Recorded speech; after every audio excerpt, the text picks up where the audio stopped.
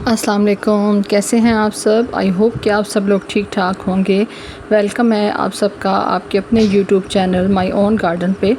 Video start करने से पहले हमेशा की तरह एक हम्बल सी रिक्वेस्ट है कि अगर आपको मेरी वीडियो अच्छी लगती है, इन्फॉर्मेटिव लगती है तो मेरी वीडियो को लाइक कर दें। चैनल पे फर्स्ट टाइम आ रहे हैं तो चैनल को सब्सक्राइब कर दें। आप सबका बहुत बहुत शुक्रिया।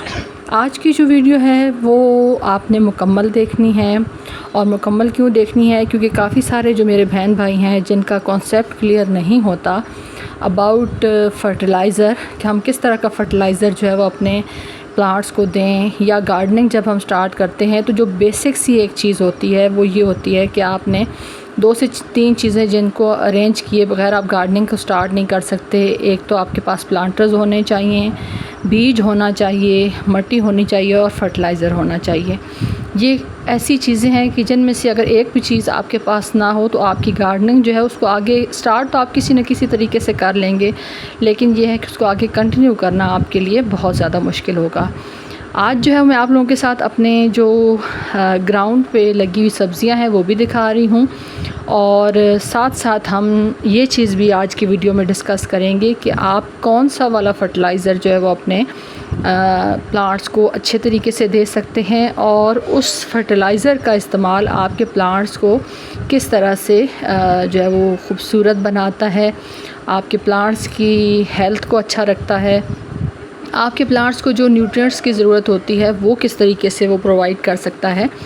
तो साथ साथ आप लोग जो है वो मेरे प्लांट्स भी देखते रहें माशाल्लाह से। सबसे पहले स्टार्ट में मैं आप लोगों को दिखा रही हूँ अपने मिर्ची के प्लांट्स, और मिर्च के मेरे पौधे के ऊपर इस टाइम पे भर भर के फ्लावरिंग भी हो रही है, और फ्रूटिंग तो आपको मैंने स्टार्ट में दिखाई है।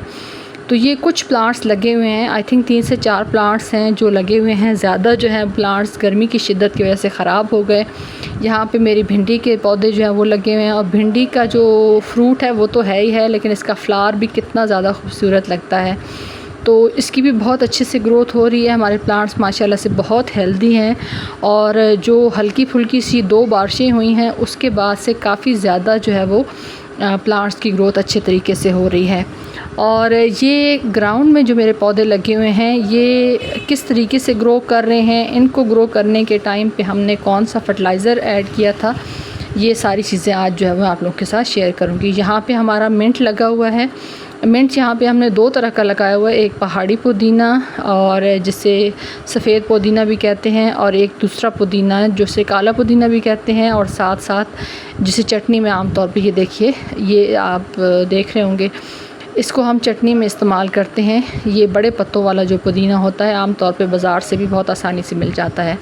नेक्स्ट हमारे जो प्लांट हैं ये टमाटर के प्लांट हैं, और जो सख्त जून का महीना है वो इन्होंने जो है वो बर्दाश्त कर लिया है। अब इसके ऊपर जो है वो बर्डिंग स्टार्ट हो चुकी है दोबारा से, और इन फ्यूचर इसकी जो है वो हम एक फ़सल तो ले चुके हैं अल्हम्दुलिल्लाह, यानी जून से पहले पहले अच्छी खासी इसके ऊपर जो है वो फ्रूटिंग हम ले चुके हैं। और जो वो टाइम था उसमें हमने बिल्कुल बाज़ार से जो टमाटर हैं वो लाने बंद कर दिए थे। इसके ऊपर गोल शेप में बहुत खूबसूरत टमाटर लगते हैं, और उनका टेस्ट भी बहुत ज़्यादा डिफरेंट और मीठा जो टेस्ट है वो है। नेक्स्ट जो प्लांट आप देख रहे हैं वेजिटेबल्स में वो है बैंगन, और इसमें 2 तरह के बैंगन हमने लगाए थे, एक लंबे वाले और एक गोल वाले। अभी जो मैं आपको दिखा रही हूँ ये गोल वाले जो हमारे बैंगन हैं, और माशाल्लाह से इसकी जो फ्रूटिंग है वो कितनी ज़बरदस्त हो रही है। कुछ जो इसके अंदर बैंगन थे वो पत्तों के नीचे छुप के रह गए और उसकी हार्वेस्टिंग नहीं हो सकी, तो वो अब बीज के लिए छोड़ दिए हैं। और यहाँ पे आपको फ्लावरिंग भी मैं साथ साथ दिखा रही हूँ, और फ्रूटिंग भी कि कितनी अच्छी ग्रोथ हो रही है। यहाँ पे एक और चीज़ भी हमने लगाई हुई है, वो बाजरा है, क्योंकि अल्हम्दुलिल्लाह हमने जो है वो गाय रखी हुई है, और गाय के चारे के लिए जो है वो बाजरे की काश्त जो है वो यहाँ पे होती है। तो यहाँ पे आप इसकी ग्रोथ देखें, इसका कलर देखें कि कितना लश ग्रीन है। तो ये कमाल है जनाब इस गोबर की खाद का, क्योंकि आप लोगों के साथ शेयर किया है कि अल्हम्दुलिल्लाह गाय हमारे अपने घर की है, तो ज़ाहिर है डेली बेसिस पे काफ़ी ज़्यादा गोबर जो है वो हमें मिल जाता है। उसको यहाँ पे हमने एक पाइल टाइप जगह बनाया हुआ है जहाँ पे, और इसी साइड पे हम जो है ये सारा गोबर जो है वो फेंकते हैं। और यहाँ पे इसकी जो नेचुरल डिकम्पोजिशन का अमल है वो साथ साथ चलता रहता है। स्टार्ट में मैंने आप लोगों के साथ एक छोटी सी पिक शेयर की थी एक कमेंट का, कि जो मेरे एक सब्सक्राइबर हैं उन्होंने कहा था कि आप थोड़ा सा काउ डंग कंपोस्ट के हवाले से वीडियो शेयर करें कि किस तरीके से हम जो है वो अपने प्लांट्स में डालें, कि अक्सर जो है वो उसका ओवरडोज़ हो जाता है या उसको जब डालते हैं तो हमारे प्लांट्स जो हैं वो जल जाते हैं। तो आज मैं यही चीज़ आप लोगों के साथ क्लियर करूंगी कि जैसा कि आप ये सारा जो है वो पाइल देख रहे हैं गोबर का, ये सारा फ्रेश गोबर है। यानी अगर ये ज़्यादा से ज़्यादा आप कहें तो ये 2 से 3 माह पुराना होगा। कुछ जो है वो ऊपर से फ्रेश भी जब आता रहता है तो यहाँ पे फेंकते रहते हैं। तो ये सारा जो है ये फ़्रेश है। अगर आप यहाँ से फ़ॉर एग्ज़ाम्पल आप लेते हैं, बज़ाहिर देखने में ये थोड़ा ब्राउन ब्राउन लग रहा है, यानी अगर इसके ऊपर एक हफ़्ते की धूप अच्छे से लगे, इसके ऊपर फ्रेश और ना डालें तो ये बिल्कुल ब्राउन ब्राउन सा हो जाएगा। और जो नए हमारे गार्डनर्स होते हैं वो यही समझते हैं कि जो ताज़ा गोबर है वो तो हम नहीं ले रहे, हम तो इसको जो ब्राउन हो चुका है तो वो ले रहे हैं।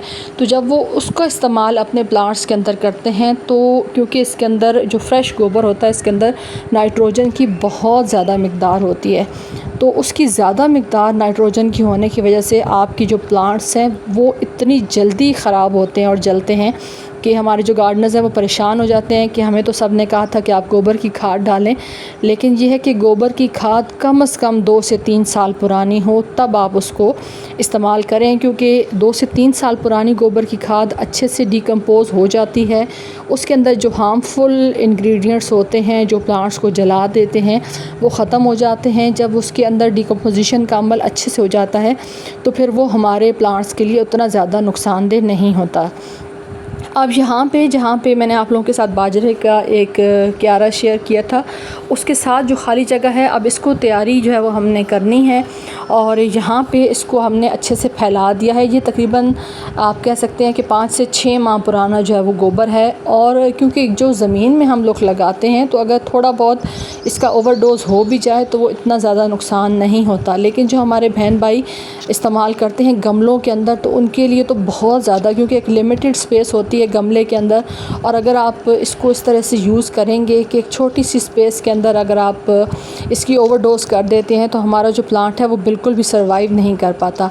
यहाँ पे अब ये है कि डेली बेसिस पे, क्योंकि ये जो इसको हमने फैला के रखा हुआ है क्यारा बनाने से पहले, और जब हम इसके अंदर अच्छे से गोडी करेंगे ये सारा जो है मिक्सचर इसके अंदर मिक्स हो जाएगा, तो हम डेली बेसिस पे इसको पानी देते हैं ताकि ये गलने सड़ने का अमल जो है वो जल्दी स्टार्ट हो। क्योंकि जितना ज़्यादा आप गोबर जो है वो उसको नमी प्रोवाइड करेंगे उतनी जल्दी उसके अंदर जो है वो गलने सड़ने का अमल स्टार्ट होगा और वो जल्दी से जो है वो डिकम्पोज़ हो जाएगा। अब यहाँ पे ये देख रहे हैं आप कि ये अच्छे से अब इसके अंदर ग्रोथ हो रही है, क्योंकि जितना इसके अंदर हमने डाला था, क्योंकि ये ऑर्गेनिक मैटर है। अगर आप एक दफ़ा अपने गार्डन के अंदर, अपनी सॉइल के अंदर या अपनी ज़मीन के अंदर गोबर की खाद एक दफ़ा अच्छे से डाल देते हैं तो कम से कम 2 से 3 साल आपको मज़ीद कोई भी केमिकल वाली फर्टिलाइज़र की ज़रूरत नहीं पड़ती, क्योंकि आपकी मिट्टी को वो इतना ज़्यादा ज़रख़ेज़ बना देता है कि बार बार के जो फर्टिलाइज़र देने की जो झंझट है उससे आपकी जान छूट जाती है। तो मेरे बहन भाई कहेंगे कि इतना ज़्यादा मैंने डिटेल से इसलिए शेयर किया है ताकि अब मैं आपको आगे बताऊं कि इसको हमने किस तरीके से डिकम्पोज़ करना है। यानी तकरीबन 7 से 8 माह पुराना अगर आपको कहीं से गोबर मिल जाता है तो उसको लाने के बाद आप किसी भी, अगर आप टेरेस गार्डन की मैं बात करूँ क्योंकि मेरा अपना टेरेस गार्डन है, तो उसमें आपने ये करना है कि एक बकेट ले लें, कोई भी वेस्ट ड्रम ले लें, उसके अंदर गोबर डालने के बाद आपने पानी डाल के उसको फुल भर लेना है। यानी तकरीबन 2 से 3 किलो के वेट के हिसाब से अगर आप गोबर डालते हैं, बाकी उसको पानी से भर लें। ख़ास तौर पे भरने के बाद फिर आपने ये करना है कि उसको छोड़ देना है कम से कम 15 से 20 दिनों के लिए, ताकि अच्छे से वो उसके अंदर जो है वो गलने सड़ने का अमल स्टार्ट हो जाए। उसके बाद आपने ये करना है कि उसका 1 मग लेके 10 मग पानी के अंदर उसको डाइल्यूट करके आपने अपने प्लांट्स को देना है। चाहे वो आप फ्रूटिंग प्लांट्स को दें, फ्लावरिंग प्लांट्स को दें, क्योंकि फ्लावरिंग और फ्रूटिंग प्लांट्स को फर्टिलाइज़र की ज़्यादा ज़रूरत होती है बनिस्बत फोलिएज प्लांट के। फोलिएज के ऊपर तो अगर आप 1 मंथ में 1 दफ़ा स्प्रे कर दें पत्तों के ऊपर तो वो इनफ होता है, लेकिन फ्लावरिंग और फ्रूटिंग प्लांट्स को एनर्जी की ज़्यादा ज़रूरत होती है। तो आप उसको 15 से 20 दिन के वक्फे से 1 मग जो है वो आप उसका लें और 10 मग पानी के अंदर डाल के उसको आप जो है वो डाइल्यूट करके अपने प्लांट्स को दें। गमलों के अंदर दें, क्यारियों के अंदर दें, जिस तरीके से भी आप जो है वो आपने गार्डनिंग की हुई है, चाहे ग्रो बैग्स के अंदर लगाया हुआ है, ये आपकी अपनी उसके ऊपर है कि आपने किस तरह के प्लांटर्स जो हैं वो इस्तेमाल किए हैं। लेकिन एक चीज़ याद रखिए, अगर आपका जो आपके पास गोबर की खाद मौजूद है वो अच्छे से डिकम्पोज नहीं है तो उसको कभी भी अपने प्लांट्स के अंदर मत दीजिएगा। अगर आपको शक है कि वो अच्छे से डिकम्पोज नहीं है तो उसको कम से कम डाइल्यूट करके दें, ताकि वो आपके प्लांट्स को अगर नुकसान जो है वो आपके प्लांट्स के ऊपर कम से कम हो। तो इसलिए मैंने डिटेल से आप लोगों के साथ शेयर किया है। ड्राई फॉर्म में जब तक आपको तसल्ली ना हो कि 2 से 2.5 साल पुराना गोबर है, आप उसको ड्राई फॉर्म में कभी भी मत दें। अगर आपको थोड़ा बहुत शक लगे कि वो ब्राउन है, अच्छे से डिकम्पोज नहीं है, तो उसको डाइल्यूट करके दें और अपने प्लांट्स को जलने से और ख़राब होने से बचाएं। तो आई होप कि जो इन्फॉर्मेशन मेरे पास थी मैंने आप लोगों के साथ शेयर की है। अगर आपको ये इन्फॉर्मेशन अच्छी लगे तो मेरी वीडियो को लाइक कर दें। चैनल पे आप लोग न्यू हो तो चैनल को सब्सक्राइब कर दें। आप सब की वीडियो देखने का बहुत बहुत शुक्रिया। अपना ख्याल रखिएगा। अल्लाह हाफ़िज़।